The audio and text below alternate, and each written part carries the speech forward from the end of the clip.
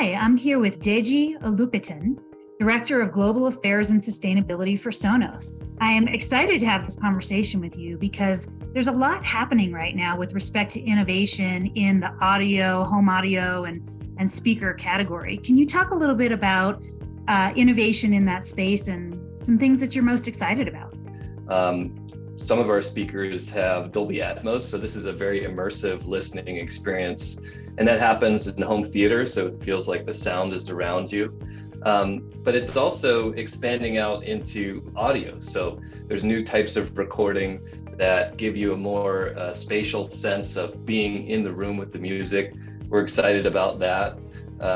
Just in terms of the size of things, there's some miniaturization happening, compressing sound down, and the way the sound is delivered. And then, of course, we have a voice assistant called Sonos Voice Control, and you see that with other brands as well. And that means that you can be a little bit more free to roam around and get the sound experiences you want. So a lot happening. Can you talk a little bit about within kind of your portfolio and product line, again, kind of what some of the trends are with respect to what you're seeing consumers really want in their homes right now? There's a lot of opportunity for us. As you mentioned, we were founded back in 2002, and we invented the wireless audio market. So it's multi-room audio, kind of listen seamlessly. And that means that our portfolio reflects that, where our customers want to experience sound.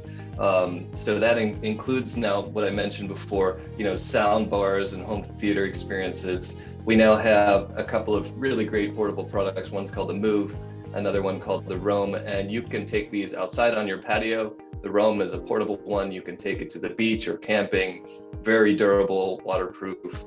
But we also do have the architectural speakers that you mentioned, and that, this is a category that we've been excited to see grow. We allow those speakers to auto-tune, so they adjust to the size of the room, and they make it sound great. You want it in 2 rooms, you want it in 3 rooms, or you just want to take it with you on the go. We make that possible. Can you talk a little bit about that concept of how sound impacts a healthy home? We supported about 8 different organizations. We gave them donations, and the theme was music for healing and resilience. So we helped people perform bedside concerts in hospitals, and also we supported a program called Planted Symphony. So this was outdoor concerts that were accessible for people with disabilities, and they would go and kind of experience this in a botanic garden setting. And they hear this wonderful music. We supported Smash Seattle, which is a nonprofit that provides healthcare to musicians. So we've seen it in many ways. There's a direct connection between health and well-being, whether it's in your own home. Give it a try. Put on some music. It doesn't have to be exactly what you want. For me, one of the most fun things I like about Sonos Radio is it's curated by human beings.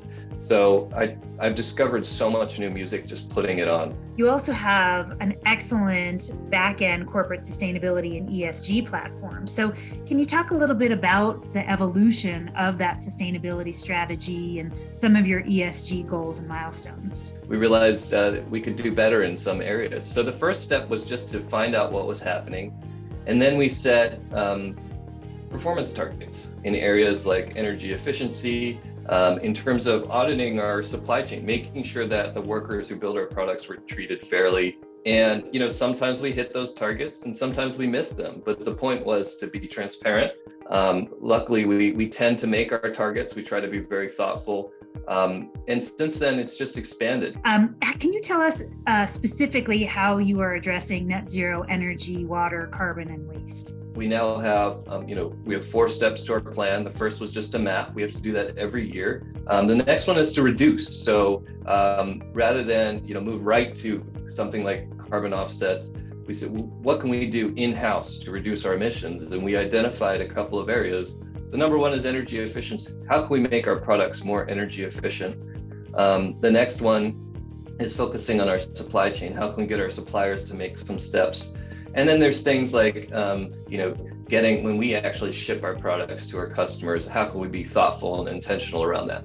But then our goal is to be carbon neutral by 2030, relying on carbon offsets, and then net zero by 2040, which will be using carbon removal technology as that becomes more available.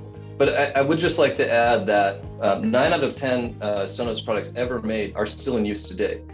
So that commitment to longevity, I think, lines up really well with the ethos of the green builder community, that we're not just building devices that you're supposed to use and then chuck. They should be lasting a long time. It should be providing you with good experiences for a long time, and we're very committed to that. Do you currently have any plans for take-back programs? With some of our older products, we do make it possible for you to use what we call the upgrade. So we will take that back, and this is something we're looking at very closely. We have what we call our product lifecycle principles, and one of those principles is that we have a plan for the full life cycle of the product from the moment we sell it. So the moment you receive it, we have a plan to make sure that it's handled responsibly. You mentioned a few of your ESG and sustainability goals and commitments, but what does the future look like for Sonos with respect to both innovation as well as ESG? We're building that conversation in from the moment products are being created. We've now adjusted, Roam, for example, it would stay on until you essentially turned it off. We developed a solution for both Roam and Move, our two portable products, that after a little while we shut it down and we put it to sleep when you're not using it. There's some very creative ideas there, but we can look at the whole portfolio of products and how are we addressing energy across that. One thing I just wanted to mention is we did something called a life cycle assessment. So this is a little bit different from the carbon side, but we took one of our products, the Sonos One, and we took it apart and analyzed it backwards and forwards, not just to look at the impact on climate change and carbon emissions, but also things like water usage and toxicity, and that is informing our product decisions moving forward. We just completed it, we learned a lot, and then we want to continue that throughout your journey with a Sonos product to offer that, premium sustainable experience. So Deji, how are you addressing social impact at Sonos? The program that we're excited about in the sustainability space is called Regenerative Sound, and that is using sound to promote biodiversity and conservation. There's a really exciting field called bioacoustics, in which sensors are placed in forests, in the ocean, to listen for biodiversity and help scientists and engineers track, whether forests are being protected, the health of those environments. And it's not just knowing which species are there, it's actually active. Some of these sensors will send alerts to community groups to go in if they hear about deforestation or poaching. They can go in and address the problem, but it also is a beautiful mapping of the biodiversity on our planet. So we're very proud of that program and we look forward to sharing more about it.